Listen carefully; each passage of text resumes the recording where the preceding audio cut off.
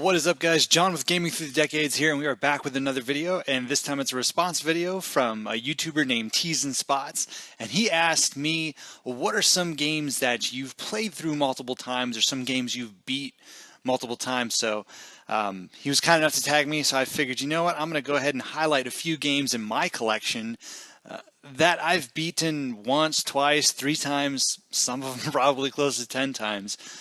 So in that case, guys, let's go ahead and check it out.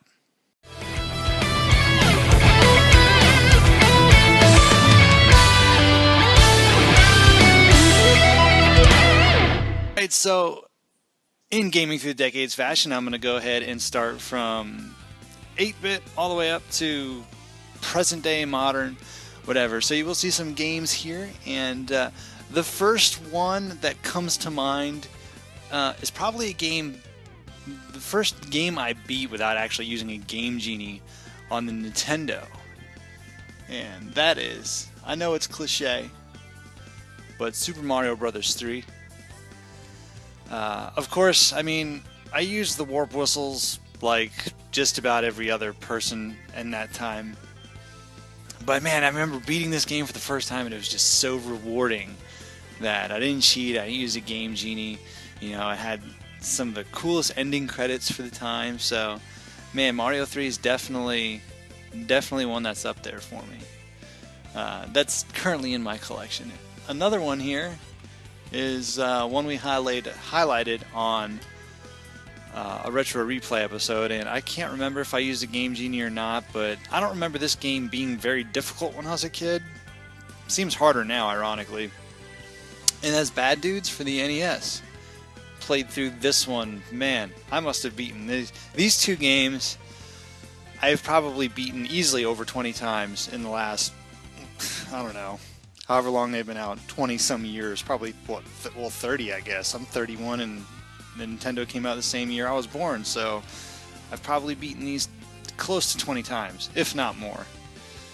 Alright, so let's go to some Sega Genesis games that I've played through multiple times. I mean, it was a packing game at the time, guys, for the Sega Genesis. When I got my Sega, it was the only game I played, and that was Sonic the Hedgehog.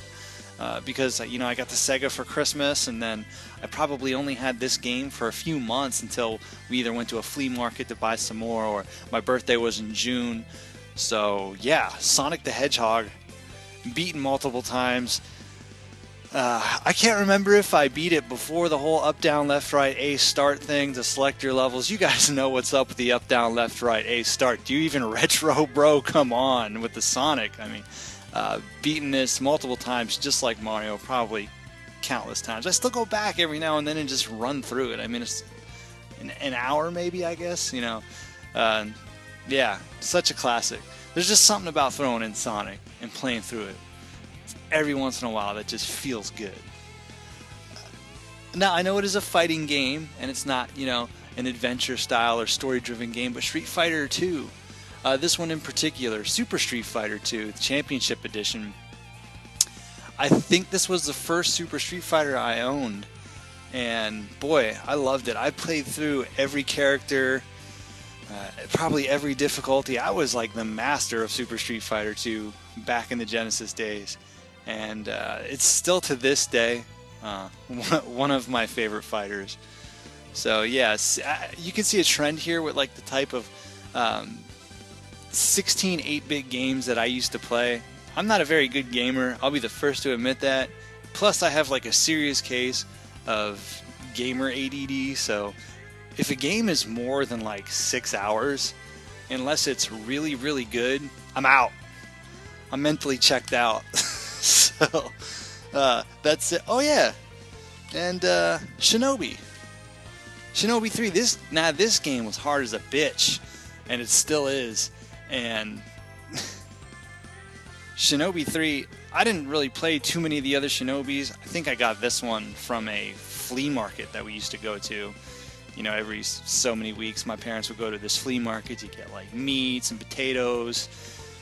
You know, stuff you buy at a flea market in bulk for super cheap. So there was a game store there, and that was where I got most of my Sega games, Nintendo games at the time. And this was one of them. I remember getting this game, taking it home, and playing it for months. It took me probably years to finally beat the game, and even now I'll have trouble with it, but that's another good one. Alright, so moving up, we get some PS1 games here. The first one, probably one of the easier games for the console. I don't remember, this one just sticks out because it's one of my favorite PS1 games, and this one was just so different. It was Spyro the Dragon. This is one of those games that has just aged well, and I'm actually going through it again right now, just, you know, for nostalgia reasons. This game in particular always reminds me of like Christmas time of year and stuff like that, because I remember getting my PlayStation for Christmas, and this was on a demo disc that I had, and I always wanted it. I wanted the game, so I played the hell out of the demo, and you know, I finally got it probably a year or two later, and then just played through it. And then every once in a while I play through it, but this one sticks out just because it's one of my more favorite PS1 games. And yeah, I know it's not, you know, Grandia or Suikoden, but I love this game. Don't hate. Medal of Honor is another one. This game, this was my GoldenEye envy game. Like, I remember my friend got GoldenEye, and I was so jealous because he had a 64, and I just like loved that game. And I'm like, man, the PlayStation doesn't have any good game like that. Now, of course, PlayStation has some other awesome games, but GoldenEye, as far as first-person shooters for, you know, that 5th gen, that was like the gold standard. And this game came out, I believe, shortly after that. And I remember I got it like the day before we went on vacation. I was debating like if I should play it or not, because I knew if I was going to play it, I was going to be pissed because we were leaving for like a week and I wouldn't be able to play it. So I remember throwing it in and getting like the first 1 or 2 levels cleared, and then, you know, went on vacation and then came back after vacation and beat it. But that's one I'll still play through every now and then. That game has not aged well worth a shit. And then, of course, you guys know what's up. Probably my favorite game of all time. I just recently beat this again. It's Castlevania Symphony of the Night. I do want to go back and play through it again, though, because I do want to upload a boss battle without using the shield. I actually recorded it. It's a funny story.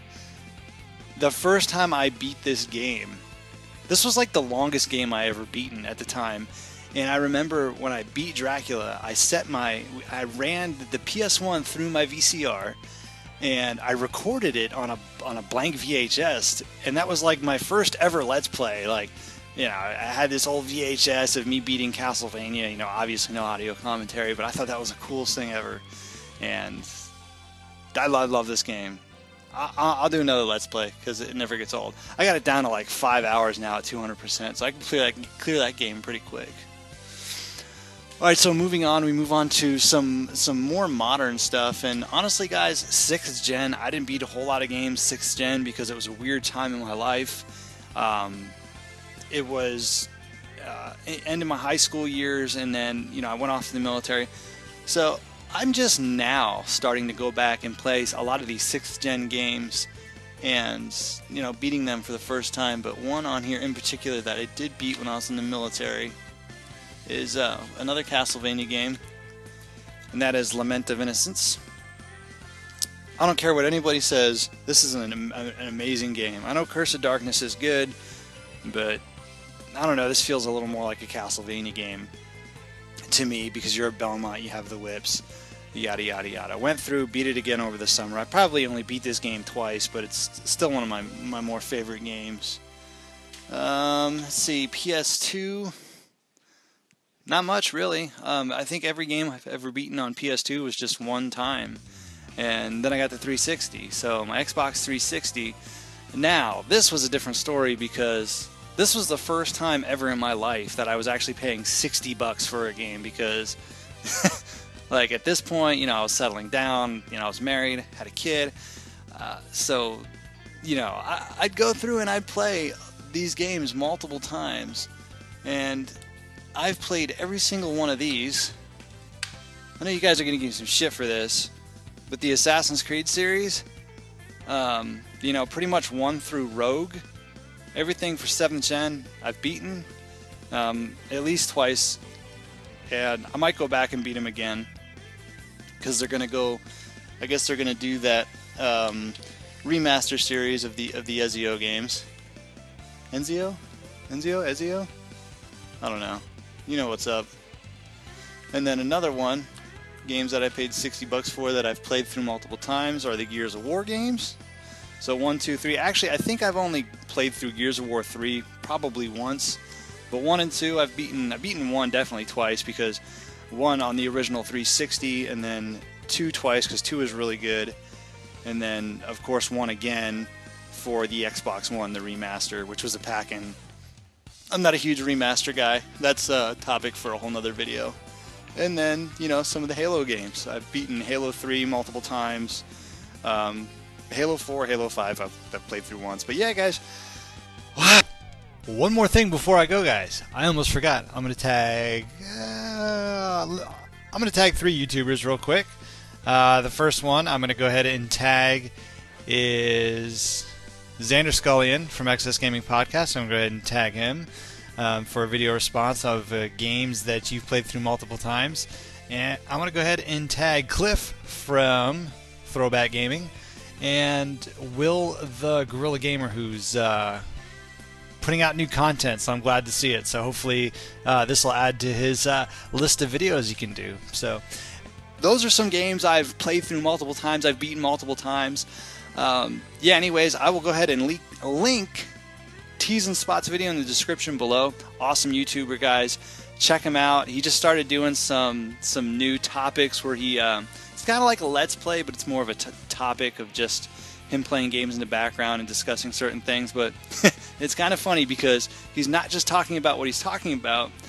He'll also talk about the game a little bit. So he's a real funny dude, real good character, awesome, super cool, nice guy. He definitely deserves more subscribers. The guy's an awesome channel, really good dude. Can't say anything, you know, more good about him. He's an awesome YouTuber. But anyways, thank you for tagging me, Teysinds Spots, and everybody else. I hope you enjoyed this video of games that I've played through once. So until next time, guys, we'll see you on the next video.